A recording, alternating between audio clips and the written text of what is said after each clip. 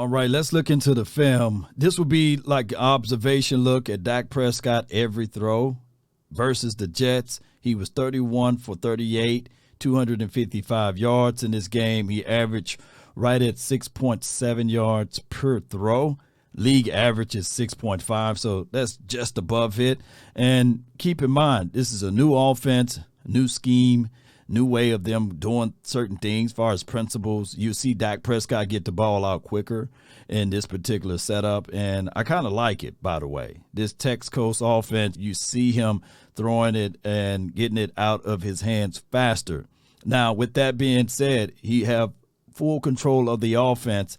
Mike McCarthy calling the play, and he have several options to either audible out of it, change it into a run, or change up some of the formations of it, but the principle still will be the same. Todd Archer with ESPN. I assume every scheme, the quarterback's footwork is tied to routes by the receivers.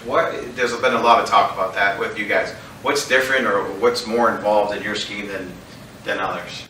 I think it's a philosophy. We've talked a little bit about this. There's a lot of ways to attack a defense. There's drop back passes, there's 7-step drops, there's 5-step drops, there's all these different ways you can attack it, but we are a timing and rhythm drop back passing team. And what that means is our breaking points for the receivers are taught to where they know progressions. I've been in some systems, and I've had my own system where we didn't want the receivers to know the progressions.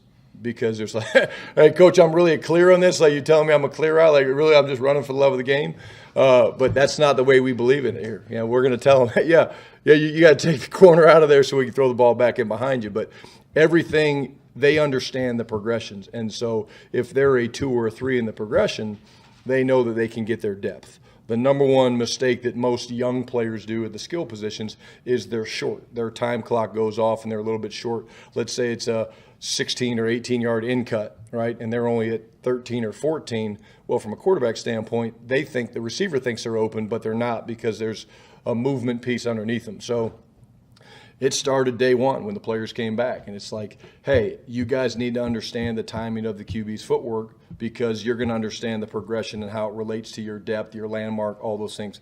We just played a really good defense that's all what we call vision-based defense, which means that when they're dropping in their zones, all eyes are on the quarterback. And so those windows aren't open for very long. So if the time clock is off, either by the quarterback not being firm on his back foot or the receiver being short or getting rerouted a little bit too far inside of his landmark, it affects the efficiency of the passing game. And I think we've kind of explained and sold to our guys, and they believe that when our time clocks are right, both with the receivers' route detail and the quarterback's footwork, we're pretty difficult to defend. You can even hear Brian Schottenheimer. He would talk about landmarks and on top of that, the depths of the wide receivers in correlations to the quarterback's footwork. So, hey, this is a great thing for the Cowboys in general. You want to attack the underneath. You see them playing the zone cover look, and Dak Prescott look off the safety over the top, and he's able to connect with my guy C.D. Lamb, who did a wonderful job in this game. Had over 140 yards and over 10 receptions, I believe. So that's good. And we are seeing that the Cowboys are utilizing their weapons. And sometimes when you look at this particular offense, just like what Brian Schottenheimer said, even though you may see someone clear out underneath, that could be their assignment. So the progressions will be different. Sometimes we will look at it from a perspective of, hey, this guy is open or that guy is open. But in actuality, the play is designed for X, Y, and Z players. So I do like seeing this, Cowboy Nation, and just take the underneath. Remember, touchdown, if that's not there, check down. And there's nothing wrong with checking down, especially against one of the better zone cover defenses in the National Football League. I think the Jets last season were ranked number 2 overall, and number 1 was the 49ers. So this is good to see that we were able to carve up those boards for those amount of yards from Dak Prescott, especially throwing a 86.7 QBR in this game. That ain't nothing to sneeze at in a 119 passer rating. Dak Prescott drops back.